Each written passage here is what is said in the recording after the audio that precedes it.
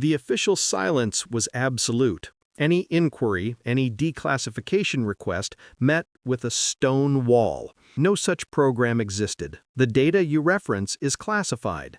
We have no information on that incident. But in the quiet hangars, in the control rooms, staring at star-filled screens, the Whisper network thrived. It was fed by every unexplained blip, every pilot's tale of a shadow in the sun, every satellite operator's ghost. The article had vanished in an instant, but its echo was proving immortal.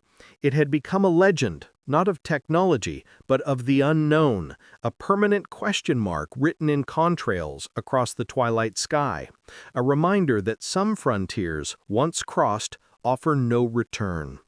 The world had changed. The Iron Curtain had rusted through and collapsed. The fears of a global thermonuclear exchange had receded, replaced by the messy, asymmetric anxieties of a new century. The article, and the world that created it, belonged to a receding past, a fossil in the strata of the Cold War. Its story persisted only in the dusty black file in Langley and the fading memories of old men. In the high, thin air of Mauna Kea, Hawaii, the machinery of a new kind of observation hummed with quiet purpose. The Pan-STARRS Observatory, a bank of telescopes and CCD cameras, designed not for national security but for cosmic vigilance, scanned the heavens each night with a gargantuan digital eye. Its mission was planetary defense, to catalog near-Earth objects, asteroids and comets that might one day threaten the planet. It logged the silent ballistic ballet of natural objects with methodical precision. On the night of September 12, 2009, a junior data analyst named Leo Varga was reviewing automated alerts from the PS1 telescope. Most were false positives, satellites, space junk, glitches in the camera's cooling system. But one track, flagged with a low-probability marker, caught his eye. It was an object in a highly elliptical near-polar orbit, skimming the very top of the atmosphere at perigee before swinging out into the void. Its thermal signature was the anomaly. It was faint, incredibly so. Not the bright, warm signature of a powered satellite or the passive glow of a spent booster. This was a cold, dark shape. But it wasn't inert. The infrared data showed a subtle, deliberate pattern of heat emission that matched no known natural object. It was as if the object was managing its temperature, radiating heat in controlled pulses to minimize its signature against the cosmic microwave background. Intrigued, Leo dug deeper. He cross-referenced the track with the NORAD satellite catalog. No match. He ran a shape from silhouette algorithm on the few pixels the telescope had captured during a pass against the moon's disk. The rendering that coalesced on his screen was crude but unmistakable. A narrow, elongated fuselage, stubby, angular delta wings. The length, extrapolated from its albedo and distance, was approximately 20 meters. A chill, wholly separate from the air-conditioned server room, creeped up his spine. He'd been an aerospace engineering student before switching to astronomy. He knew the profiles. This didn't look like anything in the public inventory. It looked archival, retro-futuristic. On a hunch, born more from late-night internet deep dives into aviation conspiracy forums than scientific method, he did something he shouldn't have. He pulled a classified but widely leaked 1960s document about theoretical hypersonic designs from a thumb drive. He overlaid the silhouette. The math was not perfect, but it was hauntingly close to the conceptual sketches of Isinglass and Project Rhineberry, paper studies that were never supposed to have left the drawing board. His hands grew cold. He began calculating. Using the orbital mechanics software, he backtracked the object's path, factoring in gravitational perturbations and solar radiation pressure over time. The software churned, tracing a spiraling, decaying path backward through the decades. When the result finalized, the chill became a block of ice in his stomach. The object's original orbital insertion parameters, decades prior, suggested an initial velocity and launch azimuth that, when corrected for orbital decay, pointed not to a launch from Cape Canaveral or Baikonur, but a suborbital boost originating from the Nevada Test and Training Range, Groom Lake. He immediately filed a report through the proper astronomical channels, flagging it as a possible uncatalogued U.S. black project. The response was not an inquiry, but a visitation. The next afternoon, 2 men in bland, dark suits appeared at the observatory director's office. They showed credentials from the Office of the Secretary of the Air Force, Special Project Division. Their conversation was brief, quiet, and final. That evening, a directive was issued from the director to the entire Pan-STARRS team. The data from the previous 72 hours was corrupted due to a mirror alignment calibration error and a faulty CCD cooling line.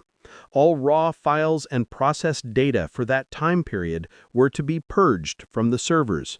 A mandatory system reboot and data wipe protocol was executed. Leo Varga, watching the progress bar eat his discovery, felt a profound, unsettling certainty. He had seen a ghost, and the government had just exorcised it from the record. But Leo was a child of the digital age. Before submitting the deletion command, he had executed a simple, brazen act of preservation. He'd encrypted the key data packets, the infrared profiles, the silhouette rendering, the orbital calculations, and hidden them inside a massive, innocuous video file of a family vacation to Yellowstone. The original was gone, scrubbed by the system, but a copy, a digital ghost of a ghost, remained. In the aftermath of the failed search, a smaller, more technical postmortem began. While the recovery teams had scoured the deserts, a handful of engineers from Lockheed and the CIA's Office of Scientific Intelligence were sequestered in a shielded laboratory in Sunnyvale, California. Their task was to autopsy the only thing that remained of the article, its final telemetry. The data stream, captured on miles of analog magnetic tape, was the plane's last electrocardiogram. They intended to read its final heartbeat until the tape wore thin. For weeks, they fed the tapes into banks of oscilloscopes and primitive spectrum analyzers. They plotted every parameter: airspeed, altitude, pitch, yaw, skin temperature, hydraulic pressure, electrical load, on vast sheets of graph paper that coiled across laboratory floors. The story they told was one of perfect health, until the moment it wasn't. But it was in the last 200 milliseconds of data, a slice of time thinner than a human reaction, that the story became not one of failure, but a profound, unsettling mystery. The engineers, expecting to see the classic signatures of a catastrophic breakup, a sudden loss of hydraulic pressure, a wild gyroscopic spin, a rapid decompression, saw something else entirely. First, there was a thermal anomaly. Not a general heating, but a sharp, localized, and impossible spike. The temperature sensor on the leading edge of the starboard wing, a platinum rhodium probe designed to read up to 3,000 degrees Fahrenheit, registered a flash of 4,700 degrees before the sensor itself was destroyed. This wasn't the gradual heating of aerodynamic friction, it was a spike more akin to a cutting torch being applied to a single, precise point. Yet the sensor just inches away on the fuselage showed no change. It was a pinpoint inferno. Second, and simultaneously, the magnetometer, a device meant to measure the Earth's magnetic field for navigation, went haywire. It recorded a distortion field of immense, localized power. The pattern was not a random fluctuation, but a coherent, pulsed wave that overwhelmed the instrument's capacity before it flatlined. It resembled, one engineer would later hesitantly suggest in his notes, an extremely focused electromagnetic pulse, but of an unknown origin and character. Third, and most baffling of all, was the inertial navigation data. In the final 50 milliseconds before all telemetry ceased, the system recorded not a deceleration, nor a tumble, but a sudden, violent increase in velocity. And not just forward velocity, The vector data showed a sharp vertical component. The article, according to its own internal instruments, did not begin to fall. For one impossible instant, it was pulled upward, accelerating at a rate that would have subjected the airframe and Majestic inside it to over 18 Gs, a force far beyond its design limits, and certain to kill any human. Then the data ended. The engineers checked and rechecked their work. They recalibrated the machines. They brought in experts from MIT and Caltech, sworn to secrecy. The data was consistent. It was not a sensor error. Multiple redundant systems had corroborated the events, each failing in a sequence that traced a wave of destruction from the starboard wing route inward. But the narrative the data painted made no sense within the known laws of aerodynamics, propulsion, or structural engineering. An aircraft cannot spontaneously develop a white hotspot on one wing, be subjected to a weapon-grade magnetic pulse from no visible source, and then be yanked upward into a higher orbit, all in less time than it takes to blink. The final report of this technical team was a slim 10-page document. It contained no conclusions, only observations. It offered no theories that could not be immediately demolished by basic physics. The only summary was a single stark paragraph. The terminal event sequence does not correlate with any known failure mode for high-altitude, high-velocity aircraft. The data suggests the simultaneous occurrence of multiple extreme exogenous phenomena for which there is no precedent or ready explanation. This report was not filed with the other Sentinel Shield documentation. It was given a unique classification caveat, eyes only, anomalous event. It was placed in a plain black folder. Within the labyrinthian filing system of the CIA's Directorate of Science and Technology, anomalous event was not a descriptor. It was a formal internal label with a specific, grim meaning. It meant an incident that defied explanation, that sat outside the realm of accepted science or intelligence analysis, and which was therefore to be sealed away from standard review channels. It meant, in the bureaucratic tongue of secrets, only one thing: unexplainable. The black file was deposited in a vault in Langley, where it would gather dust alongside folders concerning psychic remote viewing experiments and acoustic anomalies in deep ocean trenches. The article was now not just a lost asset, but a cosmic riddle. Years bled into decades. The Cold War waxed and waned, finding new fronts in jungles and dusty deserts. The article and the man who flew it became a ghost story, a piece of dark folklore passed in hushed tones among a dying generation of skunkworks engineers. The official world had moved on, investing in satellites, in stealth technology that hid in plain sight, in the grim certainty of mutual assured destruction. The dream of an invulnerable hypersonic eye in the sky had been buried in the Nevada desert, it was assumed, along with its secrets. But the sky, it seemed, had not forgotten.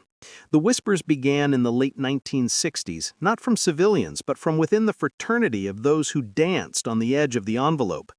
Test pilots flying the legendary SR-81 Blackbird, the article's spiritual, if slower, successor, would sometimes report things, not through official channels, but over beers in the officers' club at Beale Air Force Base, or in the quiet of a ready room after a marathon high-altitude flight. A pilot, cruising at 85,000 feet over the Libyan desert, would mention seeing a flash, like sunlight glinting off a distant, moving mirror, but at an altitude his radar told him was empty. Another, pushing the Blackbird to its limits over the Baltic Sea, would catch a fleeting dark silhouette against the starfield above him, moving on a trajectory that seemed to curve upward, not ballistic. The sightings were never clear, never lasting more than a second or two.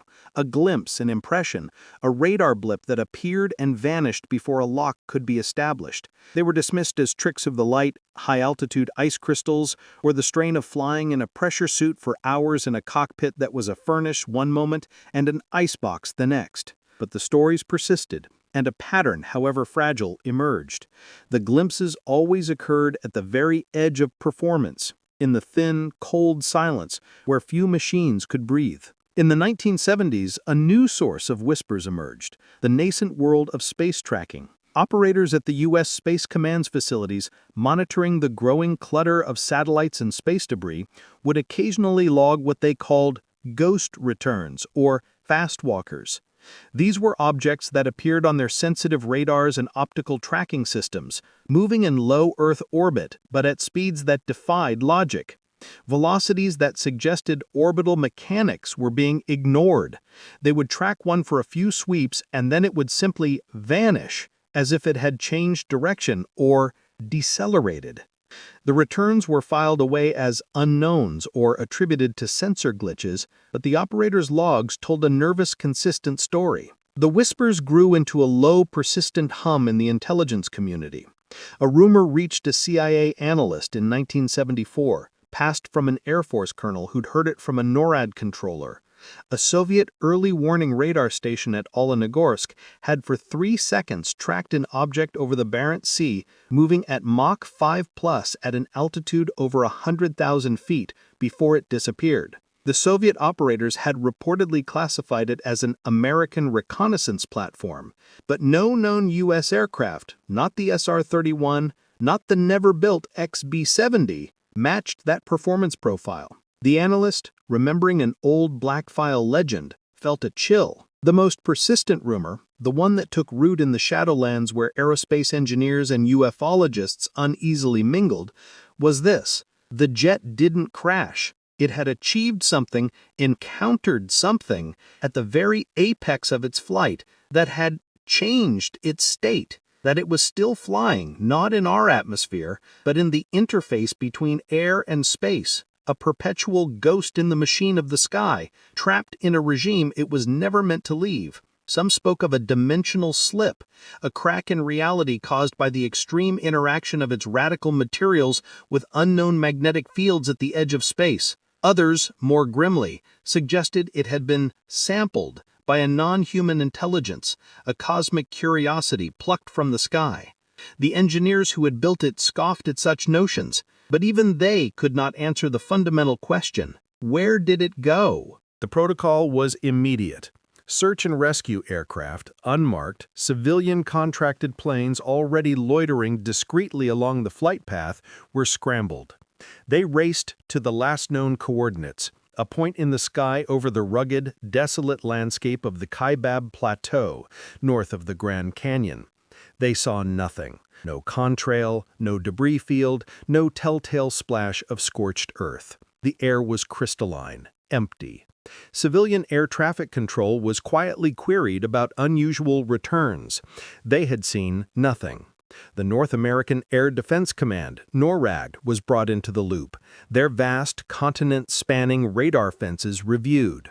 They had tracked the article's blistering ascent, and then they hadn't. There was no blip that slowly faded as a target descended.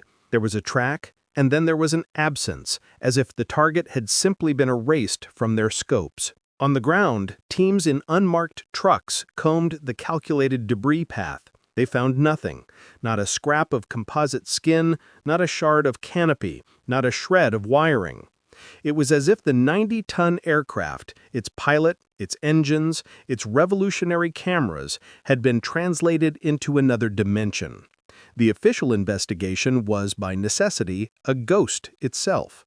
It produced a classified report of stunning emptiness. No cause could be determined. The leading theory, whispered in secure rooms, was a catastrophic, instantaneous structural failure, a fancy way of saying the plane blew apart. But that defied physics.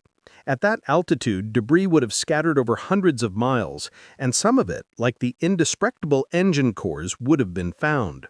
There was no explosion on radar, no sonic boom of breakup. The beacon's final flicker was examined until the tape wore thin.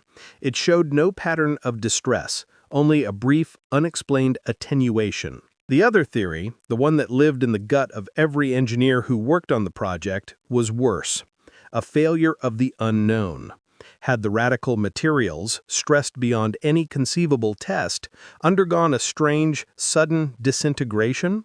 Had the aircraft, pushing into a regime of hypersonic aerodynamics that was only theoretical, encountered a phenomenon, a thermal thicket, or a violent pressure oscillation that tore it to subatomic pieces? Or had it, in its quest to vanish from enemy radars, perfected its invisibility so completely that it had vanished from reality itself? The article, and majestic with it, had simply dissolved from the sky. It left behind no wreckage, no answers, only a vacuum of data and a chilling, enduring silence. The most advanced aircraft ever built had achieved its primary objective on its first and only flight. It had disappeared without a trace. But it had done so for the wrong side, taking its secrets into a blue, unknowing heaven. The project was sealed, stamped, and buried in the deepest vault of the Cold War, a monument not to triumph, but to a mystery that refused to yield.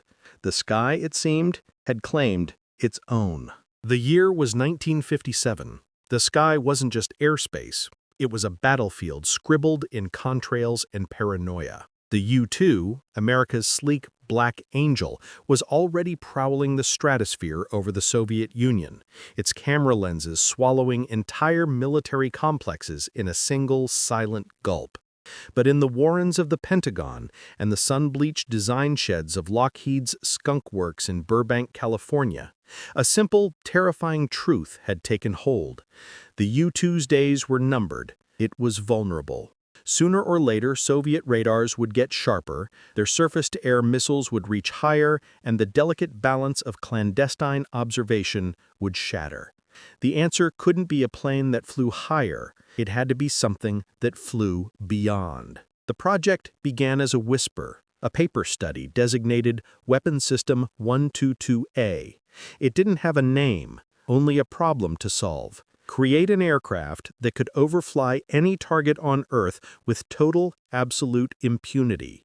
Not just stealth, which was a nascent black art science of angles and materials, but speed, pure, unadulterated velocity that would render interception a mathematical joke. If you flew fast enough, you weren't an intruder, you were a meteor, a fleeting atmospheric ghost. By 1958, the whisper had become a scream in the ears of a select few. The Skunk Works, under the legendary mercurial Kelly Johnson, had been handed the keys to a kingdom of secrets. The project was buried under a labyrinth of security so dense it seemed to absorb light. Budgets were hidden in other programs like advanced materials research and high-altitude weather studies. Personnel were vetted not just for loyalty, but for a kind of existential silence. Men who could carry a universe of secrets and never feel the urge to let even a sliver of light escape. The machine that emerged from the Burbank hangars, under tarps and behind round-the-clock armed guards, was not so much an aircraft as a statement of physical rebellion. It looked less like a plane and more like a shard of night sky that had solidified and fallen to earth. It was all sharp, unforgiving angles and knife-edge lines, a geometry of evasion. Its skin was not aluminum, but a patchwork of unknown radar-absorbent composites, dull and non-reflective, that seemed to drink the hangar lights. Its wings were stubby, delta-shaped triangles, barely there, designed not for dogfighting, but to slice through the thin air at the edge of space. And its engines were the stuff of mythology. 2 Pratt & Whitney J-58s, but not as the world knew them. Re-engineered, replumbed, fed by a system of massive intakes and labyrinthine bypass ducts. They were designed to function in a realm where conventional jet engines gasped and died. They were hybrid beasts, jet engines that would, at speeds beyond Mach 2.5, morph into something closer to ramjets, breathing the thin, screaming air of the stratosphere and converting it into pure, thunderous thrust. Its purpose was singular and stark. Reconnaissance at the edge of the impossible. It wouldn't just fly over the Soviet Union. It would dart across its entire breadth in minutes, from the Arctic to the Caspian Sea, at an altitude where the sky was black and the curvature of the Earth was visible. Its cameras themselves, marvels of optics and stabilization, would capture images so clear from 90,000 feet that it was boasted they could read the headlines on a Pravda newspaper lying in Red Square. It was to be America's all-seeing eye, a silent, untouchable sentinel in a world trembling on the brink. And because of this, it was to be unseen. Its existence was classified as a special access program of the highest order, beyond top secret. The code name it was assigned, a terse, bureaucratic string of letters and numbers, was itself considered compartmentalized information. That code name was systematically erased from all but a handful of paper documents, which were stored in a vault in the Pentagon that required two people with different combinations to open. In meetings, it was referred to only as the article or the asset. To the outside world, to Congress, to most of the Air Force, it did not exist. It was a phantom, a sketch on a drafting table that never left the room. Only one flight was ever scheduled, not a test program, not a series of incremental hops down the runway. One. The calculus of secrecy demanded it. Every moment the aircraft sat on a tarmac, every time it was wheeled out for engine runs, any additional person who saw it was an exponential risk. The Soviets had spies everywhere. The only way to prove the concept, to validate the billions of dollars in the years of sleepless work, was to send it on its ultimate mission on its very first outing.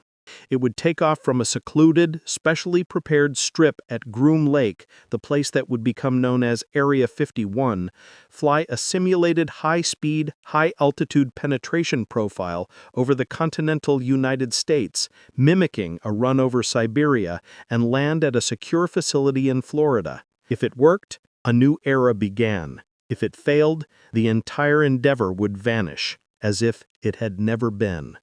The pilot selected was a man known only by his call sign, Majestic. He was not a regular Air Force pilot. He was a civilian, a former test pilot from the X programs, a man with ice water in his veins and a mind like a chessboard. He had flown the X-1A, had danced with the edge of space in the Bell X-2. He was, in the words of Kelly Johnson, the only man who understands the machine and is comfortable with the fact that he doesn't understand all of it. He was briefed not on the systems, he knew those intimately, but on the protocol of silence. If he went down, even on friendly soil, his cover story was that of a NASA pilot flying a high-altitude weather research plane, a story so thin it was transparent. The real secret was the machine itself. It could not be allowed to be seen, even in wreckage. On the morning of the flight, the air in the Nevada desert was cold and still. The article sat on the shimmering tarmac, a black arrowhead aimed at the dawn. It looked less like a machine meant to fly and more like an artifact from a future that hadn't arrived yet. No markings, no insignia, just a dull, predatory stillness. Majestic, in his silver pressure suit, was walked to the craft by Kelly Johnson himself. No words of luck were exchanged, only a hard, silent handshake, a meeting of eyes that held an entire universe of consequence. The canopy, a single darkly tinted blister, hissed shut, sealing him inside the quiet, fuel-scented cockpit. At 06:17 local time, with the sun just a blush on the eastern ridges, the article poured fire onto the lake bed. The sound was not a roar, it was a sustained, tearing violence that seemed to rip the fabric of the morning. It howled down the endless runway, faster, faster, its needle nose lifting with an elegant, terrifying inevitability. It unstuck from the earth and climbed, not like an airplane, but like a soul released, a sharp, black ascent into the indigo. From the ground, the control team, a mere dozen engineers and Johnson in a makeshift blockhouse, watched on radar scopes and followed the telemetry streaming in. The data was beautiful, a symphony of green lights and perfect numbers. The hybrid engines transitioned smoothly from turbojet to ramjet mode at Mach 2.8, a moment of complex aerodynamics that passed without a flicker. The climb rate was staggering, 40,000 feet, 60,000 feet, 80,000 feet. The sky outside Majestic's canopy was deepening from blue to violet to an endless star-speckled black. The curvature of the earth lay below him, a majestic, humbling arc of blue and white. His voice, when he checked in, was calm, professional. Passing Angels 8-5, systems nominal, ride is smooth. He was, for all intents and purposes, in space. At 92,000 feet, cruising at a velocity that was itself a state secret, but was later estimated to be well beyond Mach 4, the article was a silent hypersonic dart over the vast empty expanse of northern Arizona. On the ground, the telemetry screens painted a picture of perfect health, engine temps stable, hydraulics nominal, structural integrity green. In the blockhouse, a quiet, incredulous hope began to bloom. They had done it. The impossible machine was working. Then, at 06:43:17, a single data point hiccuped. The primary UHF beacon, a bulletproof transmitter designed to scream its location to the heavens from any condition, flickered in signal strength. For 3 seconds, it dropped by 40%. The telemetry engineer frowned. "Getting a flutter on beacon 1. Could be ionospheric," he muttered, adjusting a dial. The signal surged back to full strength. A collective silent breath was released. It was the last signal they ever received. At 06:43:21, every single data stream from the article ceased. Not with a fade, not with a stutter of static. They terminated, instantly, simultaneously.